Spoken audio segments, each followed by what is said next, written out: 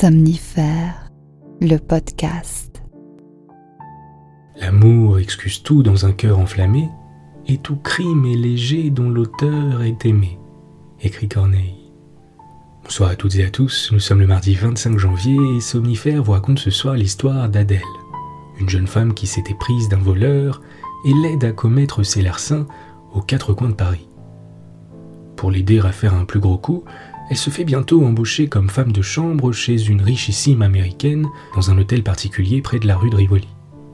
Mais tout ne va pas se passer comme prévu, et jusqu'où Adèle sera-t-elle prête à aller par amour ? C'est une nouvelle étonnante de Paul Bourget intitulée « L'indicatrice ». Et juste avant cela, une courte séance de relaxation pour se mettre dans une ambiance moelleuse. Je vous souhaite une excellente nuit, et maintenant place à notre séance de relaxation.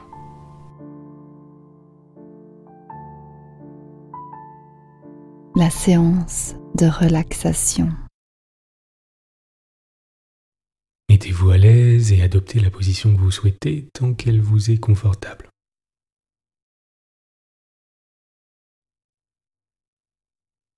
Détendez votre visage.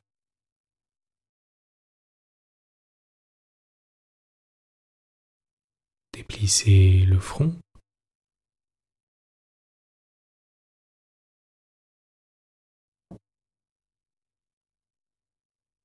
Détendez le poing entre vos deux sourcils.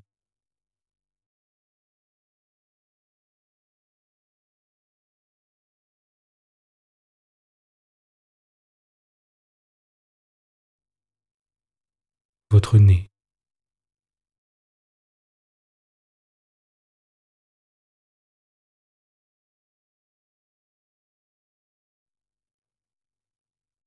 Votre mâchoire.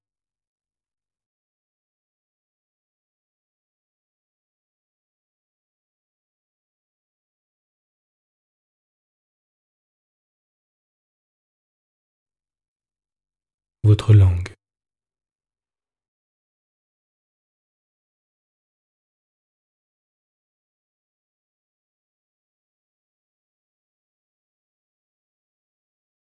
À présent, portez simplement votre attention sur votre visage. Observez vos sensations, sans jugement, comme par curiosité.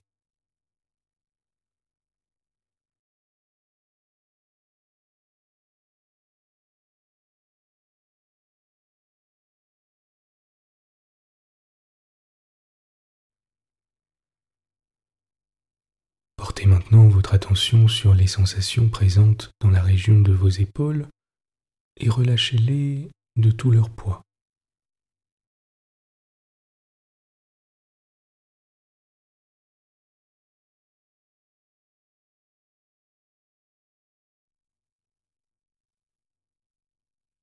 Abandonnez-les sur le matelas, sans résistance.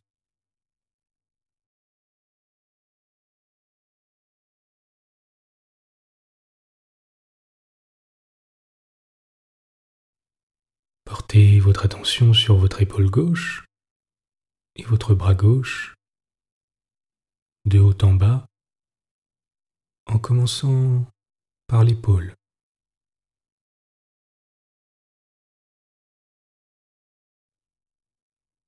Puis le coude,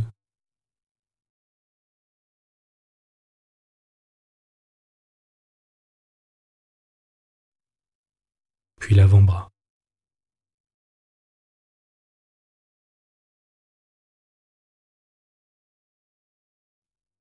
Puis la main. Observez toute sensation de vibration, de picotement, de fraîcheur, de fourmillement, de confort.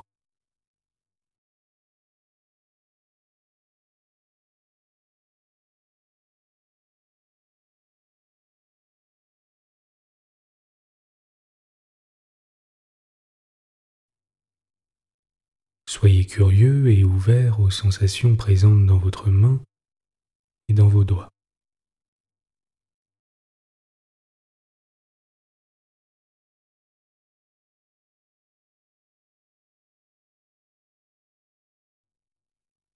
Laissez votre main se détendre complètement.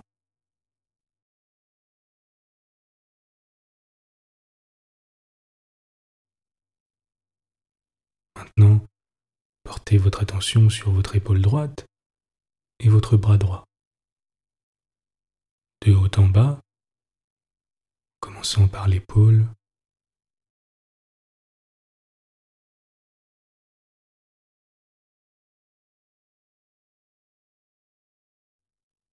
puis le coude,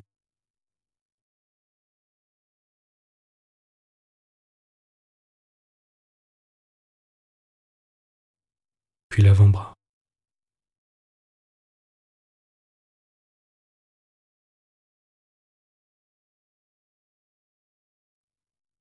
puis la main. Portez toute votre attention sur votre bras droit et observez ce qui s'y passe.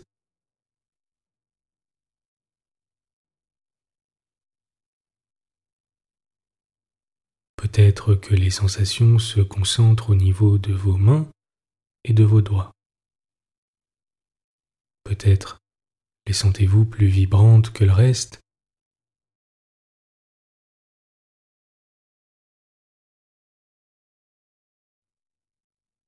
Laissez votre attention se tourner désormais vers votre dos.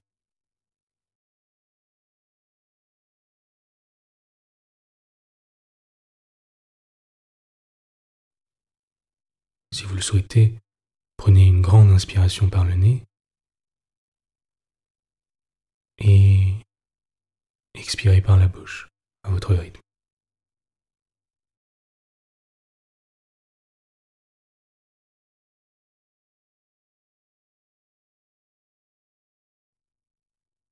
Portez votre attention sur le haut de votre dos,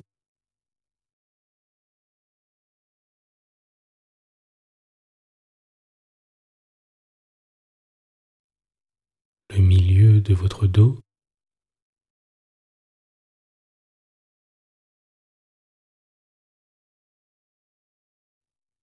et les sensations dans le bas de votre dos.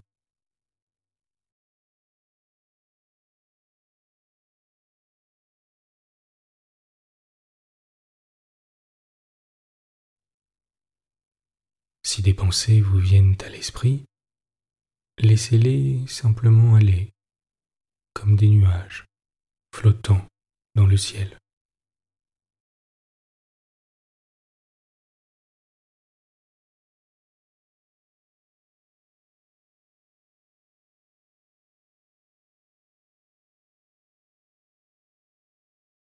Portez votre attention sur votre poitrine,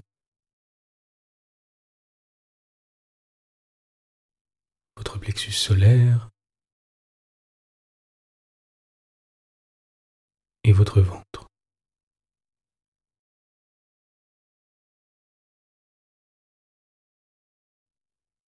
Si vous le souhaitez, commencez par respirer par le ventre afin de le masser.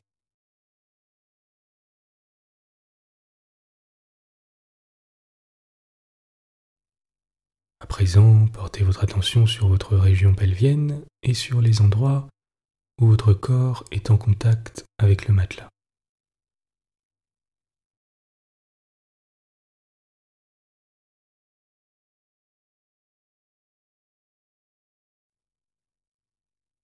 Portez doucement votre attention sur votre hanche gauche et sur votre jambe gauche, de haut en bas.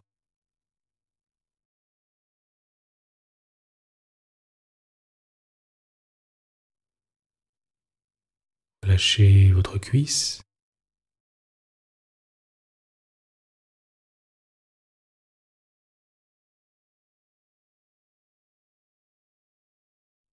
votre genou,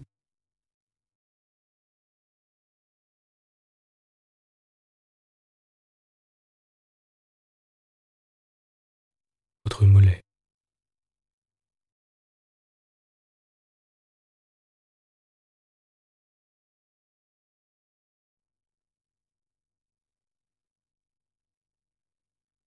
Observez simplement les sensations que vous pouvez y ressentir.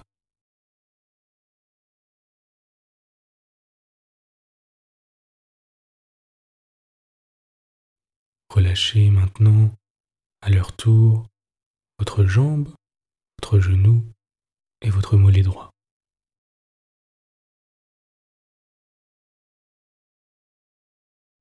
Relâchez votre hanche.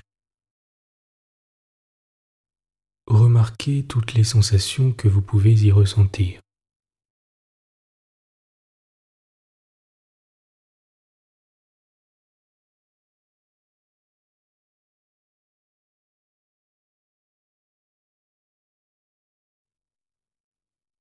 Portez à présent votre attention sur vos deux pieds et imaginez que deux pinceaux viennent chatouiller la plante de vos deux pieds.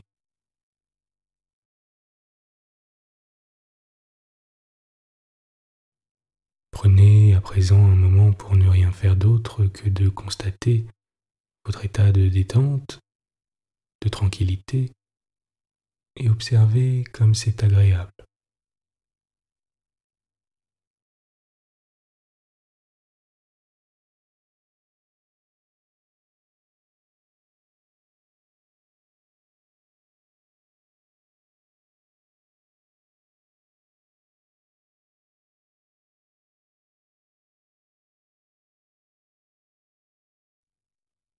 Vous êtes calme et détendu. L'histoire du soir. Paul Bourget, l'indicatrice. À Paris, par une douce et tiède après-midi du premier printemps, sous les arcades de la rue de Rivoli, à l'angle de la place où se dresse la statue de Jeanne d'Arc. Il est 5 heures, la foule va et vient le long des devantures, bazar cosmopolite, autour duquel on doit une mêlée incessamment renouvelée d'automobiles et de fiacres, de bicyclettes et de coupés de maîtres. Cette cohue est si confuse, tant de faces se pressent et se croisent, que le plus fin limier de police ne saurait suivre quelqu'un dans cette foule. Voilà pourquoi Jules Bélière avait fixé ce lieu et cette heure à sa maîtresse. Il était là, contre la vitre d'un confiseur, occupé en apparence à considérer de grands œufs coloriés qui annonçaient le voisinage de Pâques, et il n'avait de regard que pour l'énorme glace où se reflétaient des centaines de silhouettes mouvantes. L'impatience contractait son visage de joli homme. Il avait des traits menus, de larges prunelles brunes sur un teint pâle. Ses lèvres fines, combrées l'or d'une moustache légère, découvraient des dents d'une blancheur admirable. La sveltesse de ses 25 ans sauvait l'élégance un peu soulignée de sa mise. C'était celle d'un jeune homme riche et oisif. Mais un je ne sais quoi d'équivoque se dégageait de cette physionomie. Immobile ainsi et aux aguets, l'aventurier transparaissait sous le boulevardier avec une évidence qui devient effrayante quand Bélière aperçut dans la glace l'approche de la personne qui l'attendait. Un frémissement souleva les coins de sa bouche. Il se retourna et avant d'aborder la jeune femme qui venait à lui, ses yeux plongèrent dans la foule un regard circulaire, dont l'inquiétude cruelle ne ressemblait guère au trouble amoureux appréhendant une curiosité indiscrète. Et sa première phrase à la retardataire ne trahissait non plus aucune sorte d'émotion tendre. « Il y a 20 minutes que je t'attends, Adèle. Et les mouches. Tu sais ce que je t'ai dit?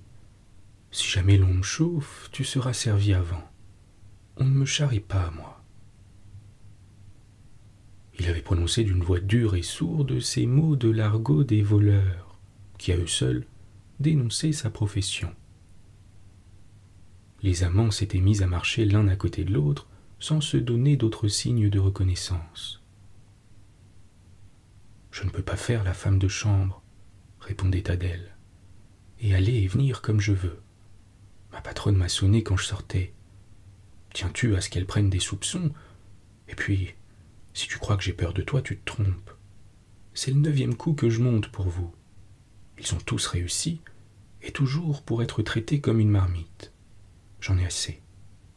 Je te le répète, j'en ai assez. La malheureuse s'était exaltée en parlant ainsi. Les éclats de sa voix et les véhémences de son geste firent sans doute peur au bandit. « Et tu gosses, mon amour » dit-il câlinement. Son masque s'était transformé comme son langage. Un charme émanait de lui maintenant qui expliquait trop cet affreux esclavage de complicité. Les lignes délicates du visage d'Adèle, sa façon de porter la toilette, démentaient si évidemment cet ignoble rôle d'indicatrice. C'était le dernier chapitre d'un tragique roman que cette dégradation, et d'un roman qui tenait encore au plus intime du cœur de la pauvre femme, car le changement d'accent de son redoutable compagnon la fit tressaillir. Il continuait. « J'ai eu un moment de colère, c'est vrai, mais je t'aime. J'ai vu que je t'avais fait de la peine et cette colère a passé. Si j'ai peur d'être arrêté à présent, tu ne comprends donc pas que c'est pour toi. As-tu oublié notre projet de nous en aller tous deux, dès que cela sera possible, loin, bien loin? Tu ne te souviens plus de ce que je t'ai raconté de mes souffrances, ni comment je suis prisonnier de cette horrible vie. Quelles paroles tu as employées, mon Adèle, pour me punir d'un moment d'énervement. Dis-moi que tu les regrettes, dis-le. » Puis comme la jeune femme se taisait toujours, il lui prit la main qu'il serra d'une étreinte douce, lui infusant ainsi la suggestion de sa volonté. Avec cette espèce de flair animal des hommes qui savent se faire aimer, il comprit que ce pauvre être, dont il sentait depuis quelque temps se réveiller, se débattre la conscience, était toujours à lui. Elle l'avait tant aimé. Il avait exigé d'elle et obtenu tant de sacrifices, depuis l'abandon de son foyer jusqu'à cette aide donnée à ses crimes. Adèle avait eu la jeunesse que sa jolie et fine physionomie annonçait. Elle était la fille de petits bourgeois d'une parfaite honorabilité. Son père était mort sous-chef dans un ministère. Elle-même avait épousé un commerçant, un monsieur Baron, gros marchand de toile de la rue Bertin-Poiré. Disons, non pas pour excuser mais pour expliquer les aberrations de cette destinée, que ce mari avait été brutal pour sa femme, qu'elle n'avait pas été mère, et qu'elle n'avait rien soupçonné du véritable métier de Jules Bélière, alors modeste employé dans une banque officiellement. Le hasard d'une visite à la campagne, chez des amis communs, les avait fait connaître. Le jeune homme avait raconté à la jeune femme une histoire à moitié vraie, sa vocation d'artiste contrarié. Elle était devenue sa maîtresse. Une dénonciation anonyme, dont Adèle ne devait jamais savoir qu'elle émanait de Jules lui-même, avait averti le mari qui avait chassé sa femme. 8 jours après, Jules lui annonçait qu'il avait commis un détournement à son bureau et perdu sa place. Soi-disant, il avait volé pour elle. Et elle l'avait cru. En réalité, le scélérat faisait dès lors partie d'une association de malfaiteurs auxquels il fallait des complices pour opérer d'une façon plus sûre. On aura l'idée de la nature de cette complicité quand on saura que le coup auquel il avait été fait allusion dans cette conversation des deux amants était le suivant. Adèle s'était placée par une agence chez une Américaine en qualité de femme de chambre, sous un nom supposé, avec des certificats dérobés à une vraie domestique. Le rendez-vous pris sous les arcades de la rue de Rivoli avait pour motif une indication définitive à fournir à Bélière, dit le fionneur, pour le cambriolage du coffret à bijoux de cette femme. Adèle en était descendue là en 2 années. Quoi d'étonnant si l'indigne amant qui l'avait avilie à ce degré croyait à sa souveraine puissance sur ce cœur faible. Aussi, un sourire de triomphe errait-il sur ses lèvres mauvaises, tandis qu'elle répondait « C'est moi qui t'aime, Jules. Tu as trop abusé de mes sentiments pour ne pas les connaître. Tu te plains d'être prisonnier de ta vie. Qui nous empêche de nous en aller dès maintenant? Je te l'ai proposé 20 fois. Passons aux États-Unis. Personne ne saura qui nous sommes, tu travailleras, et moi aussi. C'est impossible, interrompit-il. En ce moment du moins, et tu le sais bien. Quand alors? Implora-t-elle. Quand notre fortune sera faite, répliqua-t-il âprement. Elle peut l'être cette nuit, si cette affaire des bijoux de madame Risley réussit. As-tu essayé sur la serrure de la boîte les doubles clés que nous avons fait fabriquer? Je les ai essayées, répondit-elle. Es-tu sûr que le collier de perles y est et qu'elle ne le mettra pas ce soir? J'en suis sûr. Elle dîne à Neuilly, comme je te l'ai écrit, chez son ancienne institutrice, et elle m'emmène. Nous partirons à 7 heures. Voilà ce que je suis venu te dire. Nous ne rentrerons pas avant minuit. Le bon moment, c'est 8 heures, 8h15. C'est compris. À 8 heures, j'arrive à la porte de l'hôtel Beausite qui donne sur la rue Saint-Honoré. Si l'on me demande où je vais, je nomme madame Risley. On me dit qu'elle est dans la succursale rue de Rivoli. Je prends le passage intérieur, le premier couloir à droite. Je monte 2 étages. J'arrive devant la porte du 67. Elle n'est pas fermée. Il y a une antichambre, un petit salon. Le coffret à bijoux est dans l'armoire de la chambre à coucher. Tu as mis la clé sous le tapis du lit. C'est bien cela. C'est cela, répondit-elle. Et tremblante, elle ajouta. Promets-moi, si tu rencontrais quelqu'un, par exemple une des filles de l'hôtel, tu t'en irais, tu trouverais une explication. Je ne supporterai pas d'avoir été mêlé à un meurtre. Le reste est déjà si dur. Sois bien tranquille, répondit le brigand avec une bonhomie sinistre. Tu ne risqueras pas d'être encore raccourci pour cette histoire-là. Tout se passera en douceur. C'est notre manière. Et d'ailleurs, une supposition que nous ayons un mauvais coup à donner, mon costaud ou moi-même, ce ne serait que pour nous défendre. Et nous nous ferions couper le cou sans plus te nommer que tu ne me nommerais moi si tu étais prise. Tu ne me nommerais moi. Réponds. Jamais, dit-elle en le regardant avec une expression où se lisait cette fidélité dans le danger, honneur dernier des complices d'infamie. Bélière parut éprouver un soulagement à cette protestation ainsi provoquée. Puis comme s'il jugeait qu'un plus long entretien n'aboutirait qu'à éveiller de nouveaux et inutiles scrupules chez une femme déjà lasse de son esclavage, il la quitta brusquement. Je vois au coin de la place 2 lascars à tête de casserole. Quand le chopin sera fait, il faudra que tu ouvres l'œil et le bon. Mais on s'écrira comme on doit s'écrire. Et cette fois, c'est la dernière affaire. Allons, mon Adèle, un bécot et du courage. Il l'avait entraînée en parlant ainsi du côté de l'église Saint-Roch, dans la ruelle déserte qui longe le chœur. Il la prit dans ses bras d'une vive étreinte. Leurs lèvres s'unirent. Cette caresse de 2 secondes suffit pour que la jeune femme, en s'en retournant du côté de la rue Saint-Honoré, sentit courir dans sa chair ce venin de passion qui, depuis ces 2 mortelles années, faisait d'elle la chose de cet apache élégant, aussi implacable, aussi vil sous son harnais de fils de famille, que les souteneurs de barrière avec leurs hautes casquettes, leurs accroche-cœurs et leurs vestes courtes sur leurs pantalons bouffants. L'indicatrice était à peine rentrée à l'hôtel Beausite, et elle n'avait pas eu le courage d'ôter son chapeau qu'elle entendait sonner le timbre qui faisait communiquer sa chambre et l'appartement de sa maîtresse. Il n'est que 5h03, se dit-elle en se hâtant. Madame ne voulait s'habiller qu'à 6h30, pourvu qu'elle n'ait pas changé d'avis. Mon Dieu, ce fut le cœur étreint par cette anxiété que la pseudo-camériste se dirigea vers le petit salon où l'attendait cette patronne auprès de qui elle ne s'était placée que pour la voler.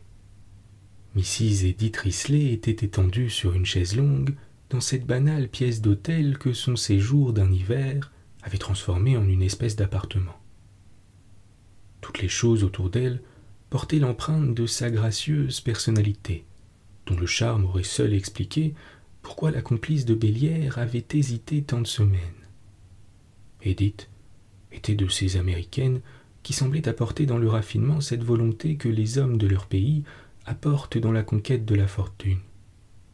Ce n'était dans ce salon qu'étoffes anciennes jetées sur les meubles, bibelots de style posés sur les tables, des orchidées s'échevelaient dans les vases. 2 tableaux, l'un de Maès représentant une fillette mangeant une gaufre auprès d'un chat, l'autre un hallebardier du Bronzino, étaient posés sur 2 chevalets. La dame de cet asile improvisé les avait disputés à coups de chèques dans une vente retentissante quelques jours auparavant. Des livres anglais et allemands, italiens et français se pressaient dans la bibliothèque. Cet autre signe attestait le cosmopolitisme de cette exquise créature dont la beauté fragile était comme dévorée par un excès d'intelligence et de sensibilité. Edith Risley était très blonde, d'un blond pâle et cendré. Elle avait des yeux d'un brun clair, dans un teint de fleurs, un teint délicat, à peine coloré. À la minute où la femme de chambre entra, elle ressemblait dans sa robe d'intérieur de souple soie mauve et de dentelle, avec la minceur longue de sa taille, ses bras frêles sortant du volant léger des manches, ses mains aux doigts fuselés, ses pieds exigus, à une infante du musée du Prado. Quoique l'on ait beaucoup raillé, et à bon droit, les Américains sur leur snobisme ancestral, il n'en est pas moins vrai qu'un grand nombre d'entre eux revendiquent justement des atavismes peu démocratiques. Edith était de son nom de famille une Van Alstyne. Elle descendait d'un émigré venu des Pays-Bas au XVIIe siècle. Les amis d'Edith, qui tous avaient en classiques millionnaires yankees des galeries regorgeant de chefs-d'œuvre plus ou moins authentiques, l'appelaient volontiers le Vélasquez. Elle était surtout, malgré les bonheurs d'une existence trop comblée, ou peut-être à cause d'eux, une de ces femmes comme il y en a aussi beaucoup outre-mer, qui veulent que toutes les personnes autour d'elles soient aussi gâtées, aussi comblées qu'elles-mêmes, tant elles sont profondément, intimement kind. Le mot est intraduisible. Il signifie une bonté, une bienveillance plutôt, toujours éveillée, toujours active, qui va des choses importantes aux petites, qui ne se permet pas un geste trop vif, un son de voix brutal, qui met partout une atmosphère de douceur. Cette grâce du cœur avait été, ô ironie, la cause que Mrs. Risley avait pris auprès d'elle la maîtresse de la Pache. Sa maid habituelle, une Allemande, à son service depuis 10 ans, avait été appelée par télégramme auprès de sa mère malade. Mrs. Risley, pour donner à sa fille la liberté d'un congé illimité, avait cherché une remplaçante un peu hâtivement. Adèle s'était présentée sous le nom d'Aurélie Brissot, avec les certificats dérobés. L'américaine l'avait engagée à première vue. « Je crois à la sympathie ou à l'antipathie, disait-elle, et j'y cède aveuglément. » Il y avait tantôt 3 mois que cet engagement avait eu lieu, et la femme de chambre arrêtée ainsi avait continué de tant plaire à Mrs. Risley qu'elle projetait de l'emmener en Amérique avec l'autre qu'elle laissait s'attarder dans sa famille. C'était l'une des 2 causes de sa prolongation de séjour à elle-même. La vente où elle avait acheté les 2 tableaux avait été l'autre. Et voici qui paraîtra d'une ironie plus forte encore. Depuis ces derniers 15 jours, un scrupule tourmentait cette charmante femme au point de lui faire battre à elle aussi le cœur chaque fois qu'elle revoyait la fausse Aurélie. Comment lui demanderait-elle d'accepter de devenir seconde femme de chambre après avoir rempli les fonctions de première si parfaitement, et cela sans la froisser? L'Allemande annonçait son très prochain retour, et Mrs. Risley en était à n'avoir pas encore osé aborder ce sujet avec la remplaçante, tant elle s'en croyait déjà aimée. Elle ne se trompait pas tout à fait. Si l'abominable Jules Bellière avait observé depuis quelques semaines un secret changement dans sa complice, une irrésistible gratitude pour la patronne y entrait pour beaucoup.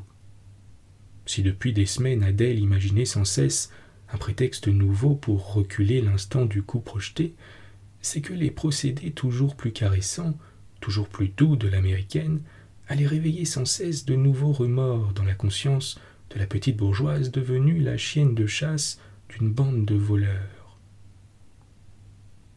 Ces remords n'avaient pas été assez puissants pour avoir raison du funeste amour qui la liait aux brigands, puisqu'elle s'était enfin décidée à tout organiser pour le cambriolage de ce soir.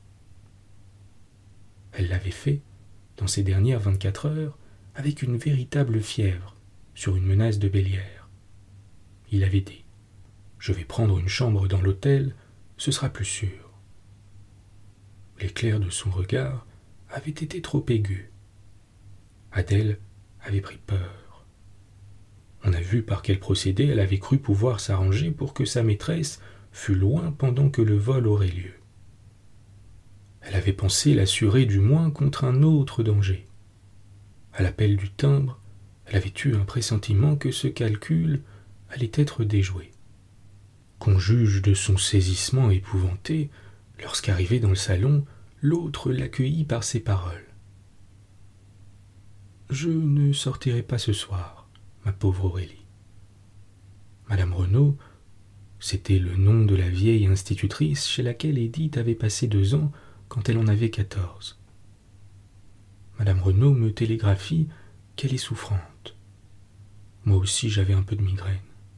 Je dînerai dans mon salon tout simplement. Sur le moment, Adèle ne répondit pas. Une vision venait de surgir devant elle. La porte qui donnait accès dans la chambre à côté s'entr'ouvrant et le voleur entrant persuadé que l'appartement était vide. Mrs. Risley entendrait du bruit, elle irait regarder.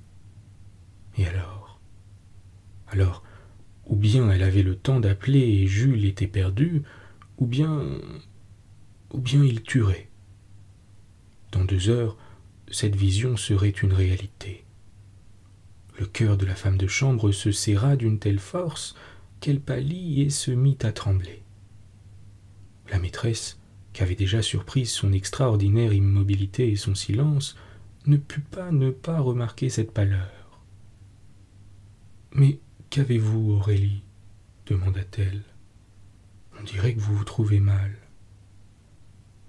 Elle s'était levée de sa chaise longue pour aller vers Adèle qui l'arrêta d'un geste. « Ce n'est rien, madame. C'est un tout petit étourdissement. Il est déjà passé. » « Il y a déjà plusieurs jours que je vous trouve singulière, » reprit Mrs. Risley. « Quelque chose vous déplaît dans mon service ?» insista-t-elle avec cette voix amie qu'elle avait si naturellement. On eût dit qu'elle avait peur de faire de la peine à ceux auxquels elle parlait ainsi, et elle continua. « J'en serais bien ennuyée. J'ai été si contente de vous que je pensais ces temps derniers à vous faire une proposition. Vous m'avez dit que vos parents n'avaient que vous et votre sœur. Croyez-vous qu'ils répugneraient à vous laisser aller en Amérique ?» « En Amérique ?» répéta la complice de Jules Bellière. « Madame voudrait vous emmener avec moi, oui. » Et rougissante. « Il y a une légère difficulté à cela. Et c'est ce qui m'a fait beaucoup hésiter à vous en parler. Répondez-moi franchement, vous êtes bien sûr que je ne voudrais pour rien au monde vous froisser. »« Oh, madame, » fit Adèle, « madame n'a toujours été que trop bonne pour moi, que trop indulgente. »« Vous le méritez, » répondit la maîtresse. « Que serais-je devenue sans vous ces mois-ci ?» Et avec plus d'embarras encore et de timidité. « Mais vous devez comprendre que l'on n'a pas vécu des années avec une femme de chambre sans s'y attacher et que je ne puisse pas quitter ma vieille Muller. » Elle va revenir. J'ai reçu une lettre d'elle avant-hier. C'est vrai qu'elle commence à être vraiment vieille et qu'elle aurait bien besoin de quelqu'un pour l'aider. C'est un peu au-dessous de vous d'être seconde. Si je vous offrais pourtant cette place chez moi en vous donnant les mêmes gages, avec la promesse qu'un jour vous succéderez à Muller, accepteriez-vous ? Il y avait dans l'espèce d'imploration avec laquelle cette femme si riche formulait cette offre à une inférieure une grâce de cœur étrangement touchante. Un si puissant effluve de bonté émanait d'elle que cette très petite chose, un peu enfantine, en prenait une véritable noblesse. C'était une humble charité, mais qui révélait de si riches trésors de sensibilité, une si humaine façon de comprendre et de pratiquer les rapports avec les déshérités de l'existence. Adèle, qui s'était tant meurtrie depuis ces 2 années aux brutalités du monde abject où la faisait vivre son indigne liaison, éprouva de nouveau l'émotion si souvent ressentie depuis qu'elle se mouvait dans le cercle d'influence de cette charmante âme, une honte affreuse de lui mentir. Et cette honte se doublait en ce moment d'un sursaut de remords plus intolérable encore. Le contraste entre cette offre et les discours de son amant tout à l'heure était trop fort. Elle regardait presque avec égarement cet être si frêle, si bon, si tendre, qui allait dans quelques instants, et par sa trahison, être la victime d'un hideux guet-apens, qui sait, d'un assassinat peut-être, et elle s'écoutait balbutier des phrases incohérentes. « Madame est si bonne. Je remercie Madame de sa bienveillance pour moi. Madame comprendra aussi que je ne peux pas répondre comme cela. Le service de Madame a été si facile toujours. Comment Madame peut-elle penser que je serai froissé, qu'elle ne veuille pas sacrifier son ancienne femme de chambre à une nouvelle? Première ou seconde, auprès de Madame, je serai toujours bien. Mais vous ne voulez pas vous décider sans avoir parlé à vos parents, reprit Madame Risley. Et ce n'est pas moi qui vous donnerai tort. Où je vous donne tort en revanche, ajouta-t-elle, c'est quand vous faites des mystères avec moi comme maintenant. Elle insista, avec un sourire d'affectueuse malice, sur un geste que son interlocutrice n'avait pu réprimer. Oui, c'était la fête de votre mère aujourd'hui, la Sainte Émilie. Adèle se souvenait à peine d'avoir, en parlant à Mrs. Risley, donné ce prénom à cette mère imaginaire. Pourquoi ne me l'avez-vous pas rappelé? Je vous aurais dit plutôt de prendre votre soirée et d'aller la passer auprès des vôtres. Allons, ne soyez plus triste. Vous avez encore le temps, si vous partez tout de suite, d'arriver chez votre sœur pour le dîner. D'ici à Grenelle, il n'y a pas si loin, et je n'ai aucun besoin de vous avant 11 heures. Dites-moi seulement que vous êtes contente. Oh, madame, très contente. La femme de chambre prononça ce remerciement d'une voix si basse que la maîtresse l'entendit à peine, et elle s'échappa du salon pour cacher les larmes qui lui venaient au bord des yeux. Comme ces filles du peuple sont sensibles, se dit Mrs. Risley demeurée seule. J'ai deviné. C'était l'idée de cette fête passée ainsi qui la rendait triste. Quel bonheur que j'ai regardé le calendrier et que j'ai remarqué le nom de la sainte du jour.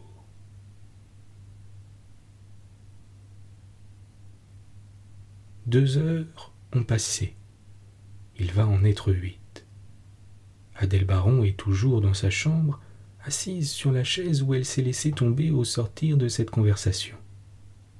Oui, ces 2 heures ont passé ainsi sans qu'elle s'en doute, dans la tourmente de trop de sentiments contradictoires.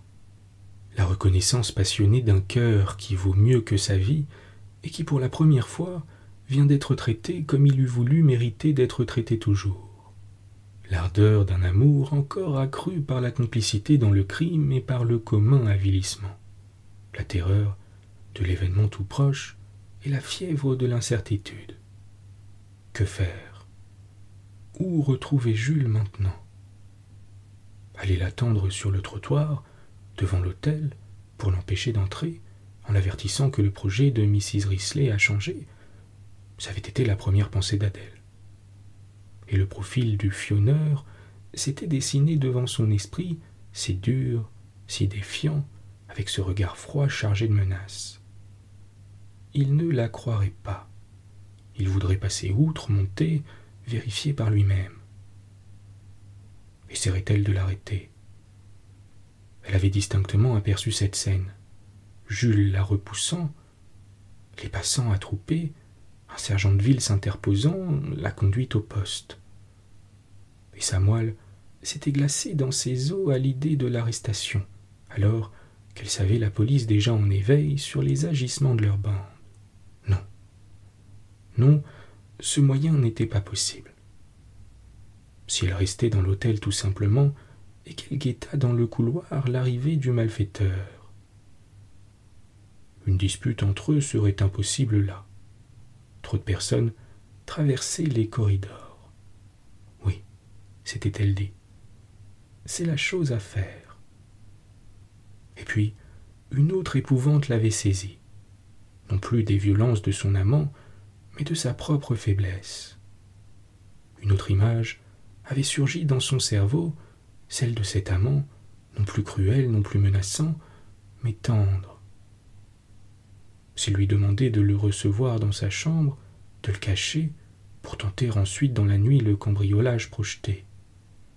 S'il exigeait d'elle, puisqu'il était là, tout placé pour les emporter, qu'elle volât les perles elle-même. Il s'en irait avec ce butin, sans qu'on pût la convaincre, elle, d'y avoir participé. Oui. Mais faire cela, elle, de ses mains, à cette personne qui venait de nouveau lui montrer cette affectueuse sollicitude, non. Non et encore non. Quoi alors? Adèle avait mis ses coudes sur une table, sa tête dans ses doigts, et elle s'abîmait dans cette méditation affolée. Lorsque la pendule de la cheminée ayant sonné 8 heures, elle se leva brusquement. Il ne s'agissait plus d'atermoiement. D'une minute à l'autre, Jules pouvait être là. Dans cette crise de suprême détresse, une idée à laquelle l'infortuné n'avait pas songé apparut soudain devant son esprit, et aussitôt les forces intimes de cette âme malheureuse se précipitèrent vers ce projet, qui n'était que son émotion attendrie de tout à l'heure mise en acte. Comment n'y avait-elle pas pensé plus tôt? C'était à Madame Risley qu'il fallait aller. Oui, à Madame Risley, et tout lui dire, en lui demandant qu'elle ne dénonçât pas le guet-apens dont elle avait manqué être la victime et dont elle serait sauvée et pour toujours. Elle était si généreuse qu'elle ne voudrait pas faire arrêter la complice de Jules Bellière après cet aveu, ni Jules Bellière, puisque la dénonciation du bandit supposait celle de l'indicatrice. Mais parler, mais dire en face à cette bienfaitrice le détail de l'infâme machination qui avait fait d'elle une femme de chambre, et pourquoi? Ah, quelle honte! Une minute, cette impression fut la plus forte. Adèle prononça le non qu'elle avait jeté déjà à ses précédents projets. Et tout de suite, elle y répondit par un « Eh bien si !» crié à haute voix. L'ancien cœur de la bourgeoise, élevé pour être une honnête femme, s'était réveillé, et elle trouvait dans cet excès d'humiliation cette souffrance expiatoire qui devient un besoin presque physique quand nous avons cessé de nous estimer. « Que ce sera dur !» gémit-elle encore, et tout haut de nouveau. « Tant mieux !» Haletante, elle s'élança hors de sa chambre. Elle courait pour ne pas se donner le temps de réfléchir. Et déjà, elle avait frappé à la porte du salon. Dieu, que la douce voix qui lui répondit « Entrez » lui fit mal à entendre. Mrs. Risley était toujours étendue sur la chaise longue. Elle avait auprès d'elle, sur une petite table, les restes de son frugal repas.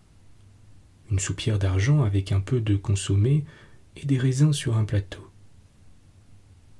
À la vue de sa femme de chambre, et en proie à quelle agitation, elle poussa un léger cri de surprise. « Vous êtes déjà revenue, Aurélie? Que se passe-t-il » se passe que je vous ai trompé, madame, que je ne suis pas une femme de chambre, que je ne m'appelle pas Aurélie, que je suis la maîtresse d'un voleur qui dans 5 minutes peut-être entrera ici. Il se passe que j'ai fait faire une fausse clé pour ouvrir votre coffret à bijoux, qu'il sait où sont vos perles. Il se passe que je ne peux pas supporter l'idée que cette chose ait lieu. Après que vous m'avez traité si délicatement, si généreusement, là encore tout à l'heure. N'appelez pas. Mrs. Risley s'était levée, en effet, tandis qu'Adèle lui parlait. Vous n'avez rien à craindre de moi, vous le voyez bien. Et lui, lui, je ne peux pas l'avoir livré, je ne peux pas. Fermez seulement les portes à clé avec le verrou en dedans. S'il veut entrer, il lui faudra appuyer sur le battant, vous parlerez, il saura que vous n'êtes pas sorti, il s'en ira. S'il ne s'en va pas, alors vous vous échapperez par l'autre pièce. Vous irez chercher du secours. Tenez, laissez-moi faire. Rapidement, le geste suivant les paroles, Adèle avait couru vers la porte de l'antichambre. Elle l'avait fermée en effet de 2 tours de clé, puis elle avait poussé la gâchette du verrou intérieur. Non moins rapidement, elle avait passé dans la chambre à coucher et exécuté la même opération. Une porte donnait de la salle de bain attenante sur l'escalier de service. Elle la verrouilla de même. Ensuite, elle revint auprès de l'américaine, qui demeurait paralysée de surprise devant cette scène d'une effrayante signification dans sa hâte silencieuse. Comme les 2 femmes se tenaient ainsi, l'une près de l'autre, et avant qu'elles n'eussent repris assez de force dans leurs troubles respectifs pour recommencer de se parler, un bruit venu de l'antichambre les fit tressaillir jusque dans la fibre la plus secrète de leur être. Une main tournait le bouton de cette porte. La résistance inattendue de la serrure étonna le malfaiteur qui secoua le battant, mais d'une pression encore faible. « Parlez, madame, parlez !» supplia Adèle à voix basse. « Qui est là ?» cria Mrs. Risley. Sa voix déjà ne tremblait plus. Elle se retrouvait la fille d'une race d'énergie en présence d'un danger réel. « Oui, répéta-t-elle plus haut, qui est là ?» Et marchant hors du salon, vers la porte. « Si vous ne répondez pas, je sonne. » Elle avait tendu son oreille en menaçant ainsi. Elle perçut distinctement le souffle qui trahissait le battement de cœur du bandit. Elle eut le courage de mettre elle-même la main sur la poignée et de tourner comme si elle se préparait à ouvrir. Un bruit de pas qui s'étouffait sur le tapis lui apprit que l'homme s'éloignait. « Il est parti, dit-elle. Je vais sonner maintenant et prévenir que quelqu'un a voulu entrer dans la chambre, pour qu'on place un gardien cette nuit dans le corridor. Et vous, ajouta-t-elle en prenant la main de sa compagne, je veux que vous ne me quittiez pas maintenant. Il faut que vous me racontiez votre vie. Je veux tout savoir. Tout. »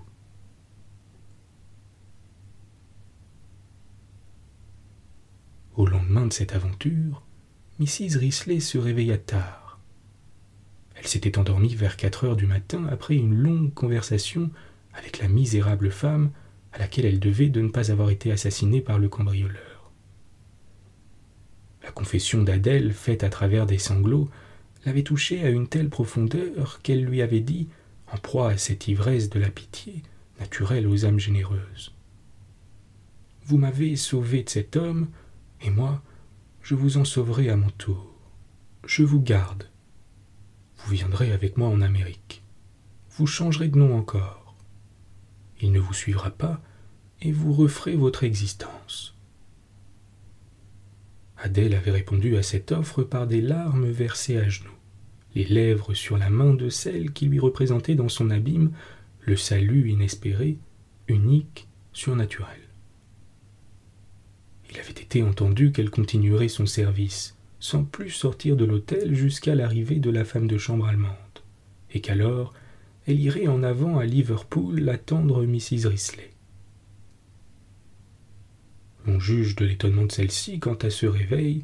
Elle eut pressé en vain à 3 reprises sur le bouton qui correspondait avec la pièce où dormait Adèle. Elle se décide à sonner la femme de chambre de l'étage. Cette fille va savoir pourquoi l'autre n'a pas répondu et revient dire qu'elle a trouvé la chambre vide et sur la table une lettre au nom de Madame Risley. Une lettre? Non. Quelques lignes tracées fiévreusement. Madame, pardonnez-moi. Je sens que je ne peux pas quitter cet homme. Je sens que je ne peux pas vivre sans lui. J'ai pu agir hier comme j'ai agi parce que vous m'aviez pris le cœur. Maintenant, je le regrette presque tant j'ai peur qu'il ne veuille plus de moi après cela. Vous voyez que je ne suis pas ce que vous croyez. Je ne suis pas bonne. Je serai ce qu'il veut que je sois. C'est mon destin. En essayant de concevoir une nouvelle existence loin de lui, j'ai éprouvé le froid de la mort. Adieu, madame. Je vous demande de faire plier mes effets dans ma malle et de faire déposer cette malle à mon nom d'Aurélie chez le concierge. Je sais que vous ne chercherez pas à me faire arrêter ni à me faire suivre quand je viendrai prendre les choses. Si vous mettez votre portrait dans la malle, vous serez une fois de plus très bonne pour votre servante reconnaissante, mais qui ne peut plus se reprendre. Signé Adèle.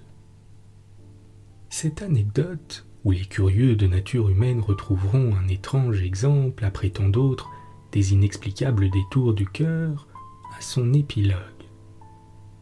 Mrs. Risley a naturellement fait faire la malle demandée. Elle y a mis son portrait et dans une enveloppe 5 billets de 1000 francs. Ceux qui la connaissent la reconnaîtront à ce trait. Mais reconnaîtront-ils l'indicatrice des voleurs, la maîtresse d'un apache professionnel, dans cet autre trait? Adèle a renvoyé les 5000 francs sous la même enveloppe.